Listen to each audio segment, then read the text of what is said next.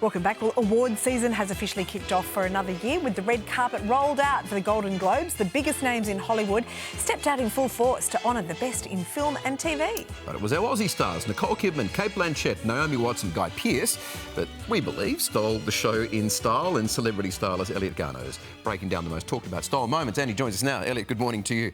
Impressed by the Aussies? Guys, I'm surprised you didn't hear me squeal yesterday. It was the best I've ever seen our Australians look, led by the unofficial Queen of Australia, Nicole Kidman. She looked absolutely breathtaking in a custom gown by Balenciaga. She's an ambassador of the house, and so she has become very partial to wearing Balenciaga gowns on red carpets. This was no exception. Cate Blanchett looked like a ray of sunlight in an incredible gold gown that she actually wore last year to the Cannes Film Festival, and she just flipped it, wore it in reverse. Oh, so I'm not sure if really? they cut the tag out, but she's actually wearing this back to front and wore the dress again. Naomi Watts looked absolutely breathtaking in Schiaparelli Haute Couture. This is one of my favourite designers for a red carpet, and this for me was no exception. She looked breathtaking. I love the very simple top and then a very modern bottom. And then Guy Pearce, the silver fox. How good is he looking? Silver hair, silver suit. I loved it, everything from head to toe. I love that little poppy there as well, a little pop of red just for something different. But he looked really sharp and something different for a guy. Yeah, and sort of he was funny and seemed relaxed, and that kind of made him look hotter. Absolutely. Yeah, really good. Okay, other best dressed standouts other than the Aussies? There were some really beautiful dresses that came for me very, very quickly. And number one was Zoe Kravitz, daughter of Lenny Kravitz. She's an ambassador for the fashion house Saint Laurent, and they're renowned for very simplistic design. I just think it looks so effortless. For me, when there's a red carpet that is so big like the Golden Globes and there's so much going on, sometimes less is more and it really speaks volumes. This simple black and white was stunning. Demi Moore, our winner from last night, star of The Substance, which, by the way, is an incredible film if you haven't seen it. Unbelievable in Armani Privé. She looked like the winner that she was last night. I also absolutely loved Anya Taylor-Joy. Anya Taylor-Joy was wearing Dior Archive. So this was back from the late 90s, which is incredible. It's a trend that we're seeing more and more and more, and I forecast a lot for 2025. A lot of things coming out of the archive and being reworn again. And lastly, Cara Delevingne in custom Gucci. I thought she was beautiful. breathtaking. Yeah, this gorgeous. girl, done up, or actually done up or undone, is so remarkable, and this was absolutely a showstopper for me. Like, look at it, she looks like liquid metal.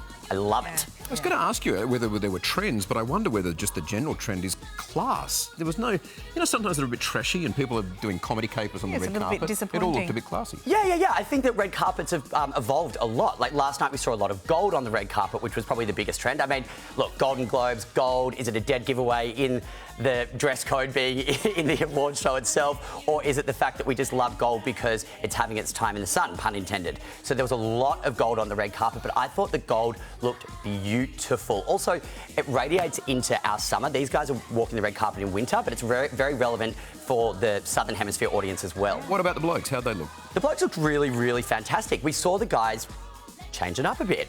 We saw Andrew Scott. He led in Vivienne Westwood in bright blue custom. Now, is this a colour that I would put a client in or would I wear personally? Maybe broken up, but I love and I respect a bold look. Equally as bold was Jeremy Strong. He had a velvet custom Laura Piana suit on with a matching bucket hat. It screams 2003. I think he would have driven in his convertible BMW and parked it out front and walked the red carpet. He's the only person on the red carpet that's comfortable. He is, and hot. Yeah, Look at that turtleneck. He was schwitzing under that. Everybody else can't breathe. He looks very, very cool. The Rock. Oh, mauve. It's not my favourite colour on anyone, but he's made it look so hot. How hot does he look in it? Love the brooch, love the tie, very, very casual. He's made it look really, really cool, and that is hard, you guys. That's really hard. And lastly, Eddie Redmayne. I absolutely loved Eddie Redmayne.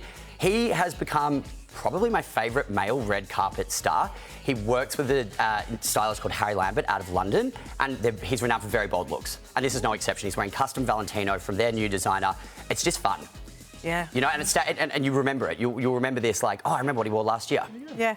And today they are all in a soft pant. Yeah.